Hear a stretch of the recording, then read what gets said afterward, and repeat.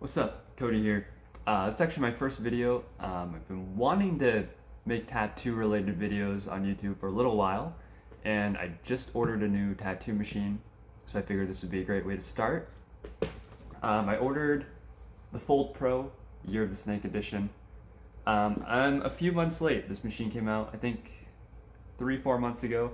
I wanted to buy it at the time, but I've been in the middle of a big move, so finance wise, I was like, should probably pay rent on my new apartment first. And it's been a little crazy doing a lot of paperwork and stuff. I haven't really been prioritizing buying a new tattoo machine. However, the Fold Pro that I currently have is starting to kick the bucket a little bit. It's getting a little rattly. So I figured it's better to have this before I move because it's an extremely versatile machine.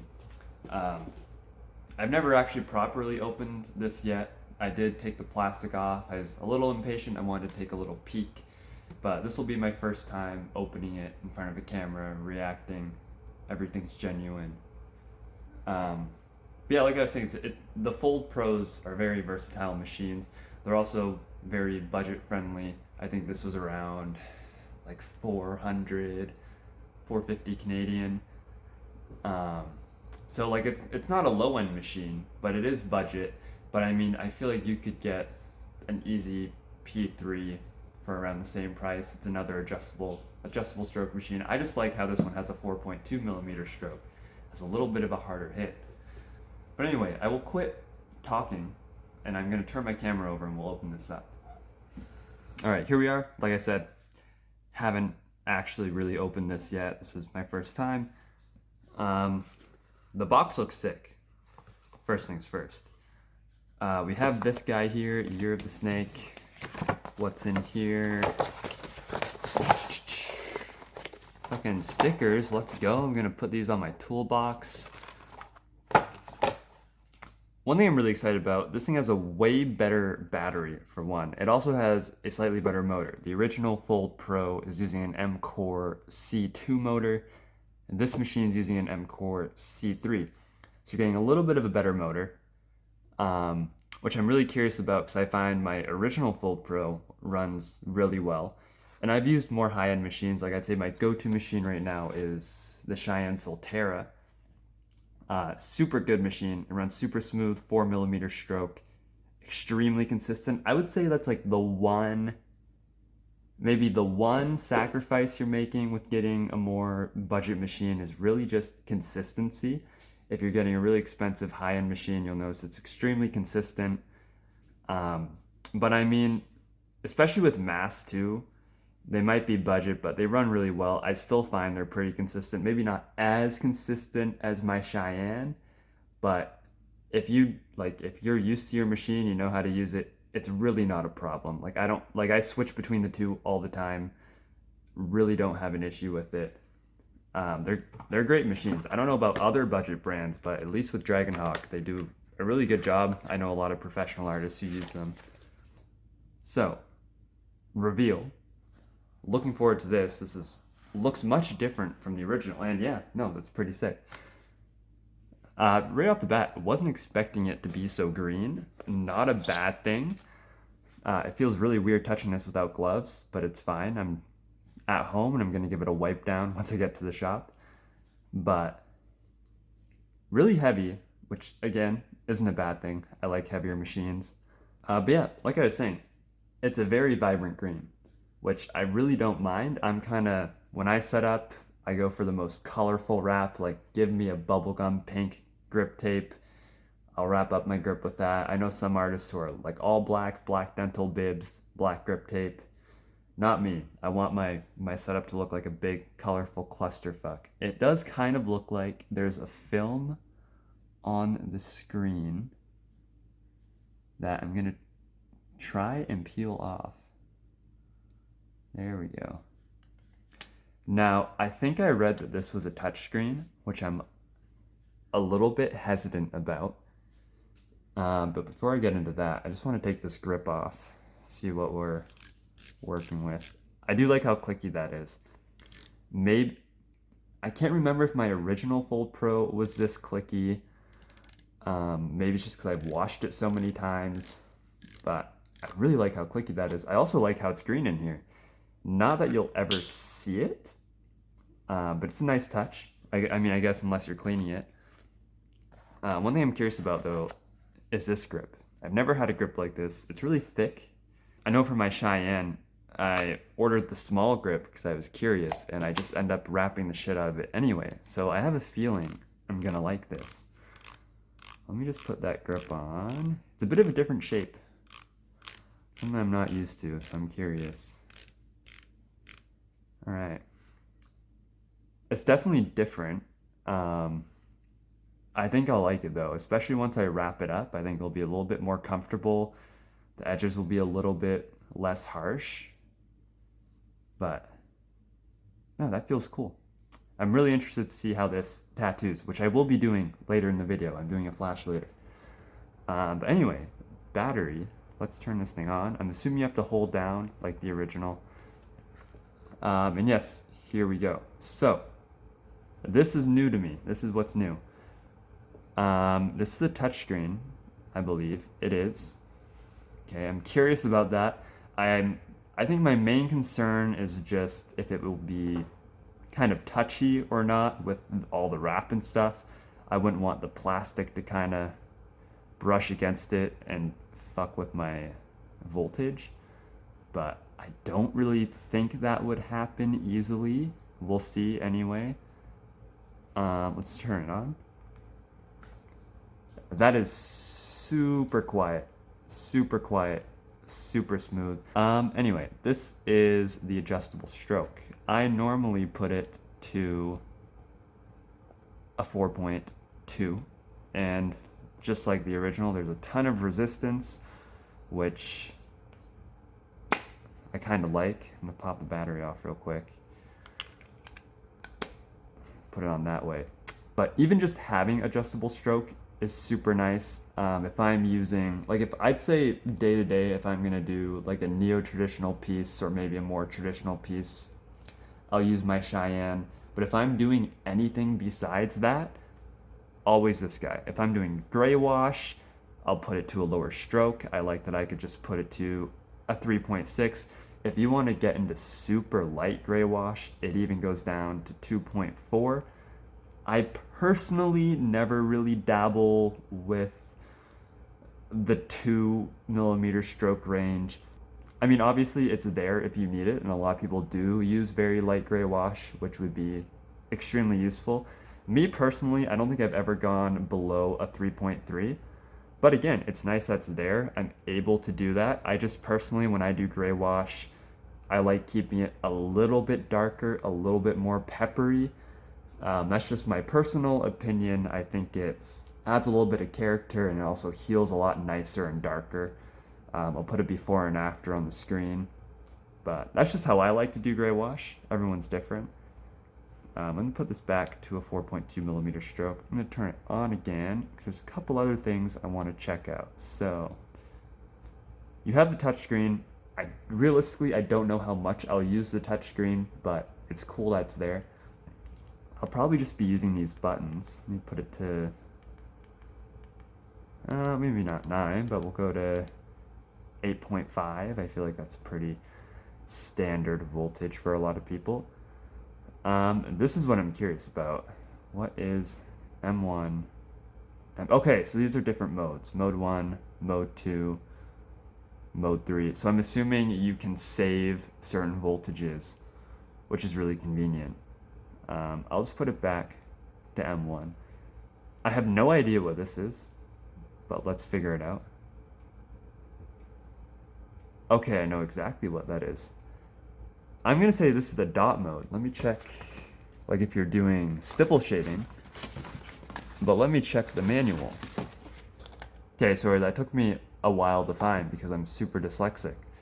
But yes, this is a dot mode, and apparently if I adjust the voltage, I gotta show my girlfriend this. This is super cool. If I turn the voltage up and down, it adjusts how fast the dots are going. It's hard to explain because you can't feel this in your hand, but in my hand, pretty much it's going like bum, bum, bum, bum, bum, bum, bum, bum, like one dot at a time. That's interesting. Don't really know if I'll use it. I'll probably give this to my girlfriend to try, see how she likes it.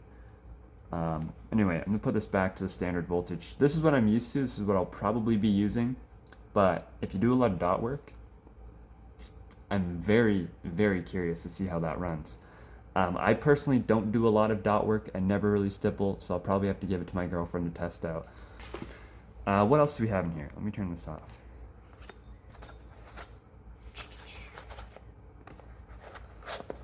I'm assuming you're gonna have an RCA cord in here. By the way, you do have a little, you do have a little RCA adapter here, which is nice if you don't like using these little handheld power supplies. I mean, these batteries are also pretty hefty. I'm fucking scratching these up. These batteries are also pretty hefty, so if you like a lighter machine, it's not to say that this machine isn't for you, but if you put this little topper on here and just use a power supply, it will definitely be a lot lighter because these batteries can be pretty hefty. Not a bad thing for me. I kind of like heftier machines, but it's not for everyone, that's for sure. Little gel packet. Okay, so yes. Ugh. Okay, actually, this is really cool. I don't think I got this with my last one. I could be wrong though. But this is your stroke wheel. So you get an extra stroke wheel. So if your machine ever breaks down, and this is useful because maybe this is what happened to my previous Fold Pro, but I noticed the last couple weeks it's been getting really rattly, so I figured it was time to upgrade. You just have a new stroke wheel that you can replace. So if your machine gets fucked, as long as it's not the motor, you can replace the wheel. That's pretty useful. Gives you the tools to do that. Okay, this is for the battery. It's just a standard USB-C cord. And you get another USB-C cord. 2 USB-C cords, hell yeah. And then, yeah, just that's what I figured. An RCA cord. So I'm gonna put that back in the box. Good enough. It's just wires. I'm not too worried. Stevie, please don't lick my new tattoo machine. Stay away from the machine, cat. Away from the machine. All right, I just cut it to the shop because my cat wanted to see me and I didn't want to handle the cat and then handle the machine for sanitary purposes, but I'm at the shop now. I just took it apart, wiped everything down with Cavicide. It's nice that the grip is fully removable. You can really clean it inside and out. There is no way to get to the plunger bar in the motor, which I know is a deal breaker for some people. What I do is I just kind of take a piece of towel, spray it with Cavicide, and I just kind of scrunch it up and kind of scoop around the inside there. And you can get just try and wipe it down the best you can. I know some people are really anal and they like to wipe down the plunger bar. Like I can do that with my Cheyenne, but if you're using cartridge needles, I want to say all of them now have safety barriers to stop ink from actually getting into your machine. So there really shouldn't be anything in there anyway, but definitely just give it a wipe down in there to be safe after every tattoo. But yeah, everything's wiped down. I'm gonna wrap it up and do a tattoo, and I'll just jump to that. All right, I got the machine wrapped up and I'm tattooing. I ended up throwing a machine bag over it. Sometimes with pen machines, I'll either use a machine bag or I'll just grab my clip cord sleeve, put it over the body.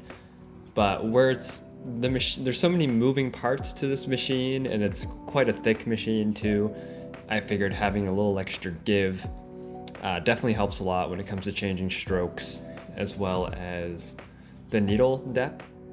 But anyway, also I had no idea that this tattoo was going on the ribs, but that's what happens when you forget to ask. I guess I'm just so used to people getting flash on their arm or leg. I just assumed it was going to one of those spots, but this will be a true test for the machine because, as I'm sure most of you know, the ribs are one of the hardest places to tattoo. Right off the bat, the machine's running really nicely. I did have to go over the first couple lines The skin on the ribs can be quite elastic, some people more elastic than others. In this case, my client's skin was a little bit more elasticy than I expected. But as soon as I adapted to the skin, the rest of the line work was smooth sailing. It was all, for the most part, single pass. Yeah, this machine has absolute zero problem lining with round shaders on the ribs, which can be difficult for other machines to pull off. But yeah, no, it lines really well. I had no issues. We got through the line work fairly quick. It hits really hard. When it comes to shading, I'm shading it now. This machine completely caught me off guard. So normally I'll line at a 4.2 and then I'll knock it down a little bit to a 3.9, or if I'm using my Cheyenne, I'll be more in between at that 4mm stroke. But I'd say most of the time I'm at like a 3.94, same thing for shading. And that's always worked well for me. I was assuming, especially for the ribs, that I would want to use at least a 3.9mm stroke for the shading. But this machine hits so hard. Like, I could have used it, but it was kind of unnecessary. I ended up knocking it down to a 3.6, which doesn't happen super often when I'm doing traditional.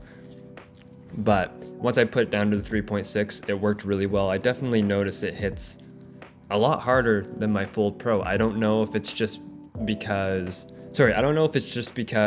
I've been using my original Fold Pro for a while. Maybe it's a little bit worn down, or if that new motor makes a big difference, or maybe the battery is hitting a lot harder.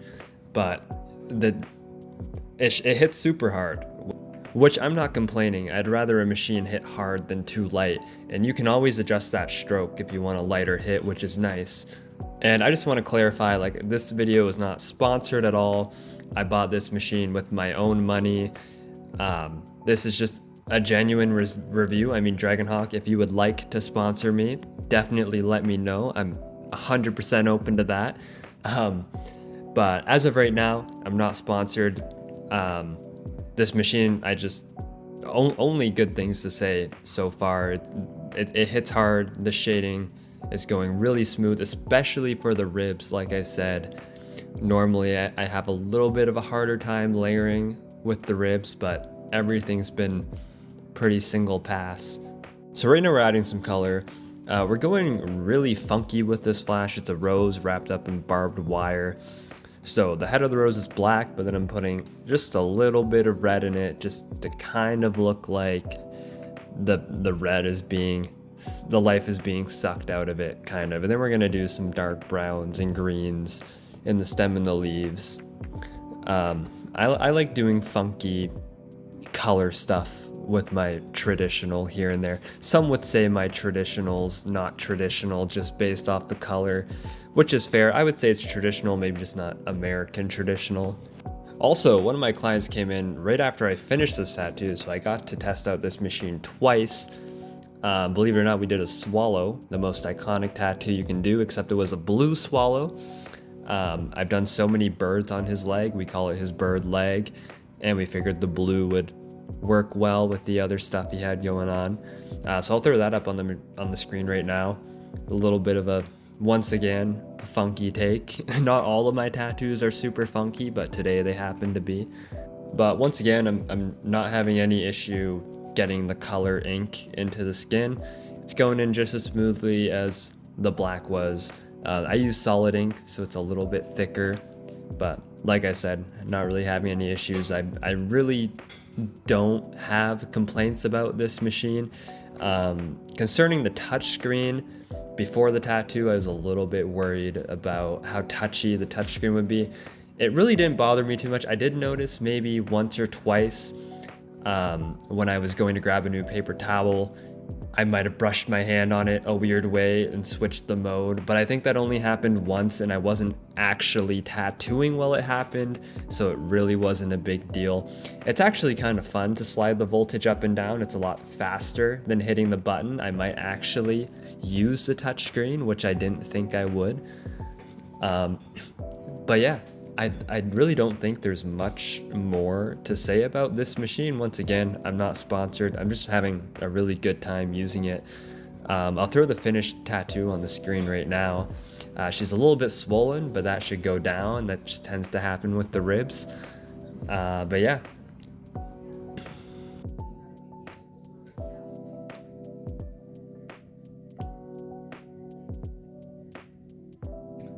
Sorry for the quality drop. I'm just quickly using my front-facing camera to finish off this video. But yeah, overall, extremely impressed with this machine. I only really have good things to say about it. The battery is extremely efficient. Before, like I did 2 tattoos with it. Starting it was at 94% because like I mean with anything it's never going to be completely fully charged when you get it. So I started tattooing at 94% and it dropped to, I don't know if you can see that, but it's 76%. 76%.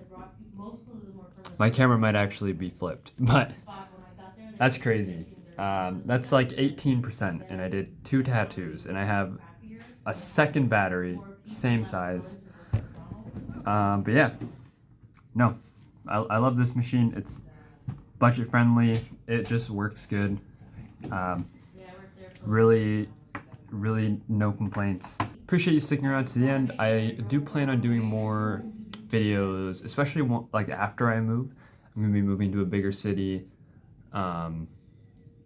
Do lots of tattoo related stuff, bring along for more Flash. It'll be fun. Look forward to that. Subscribe, please and thank you. Yeah, appreciate you. Peace.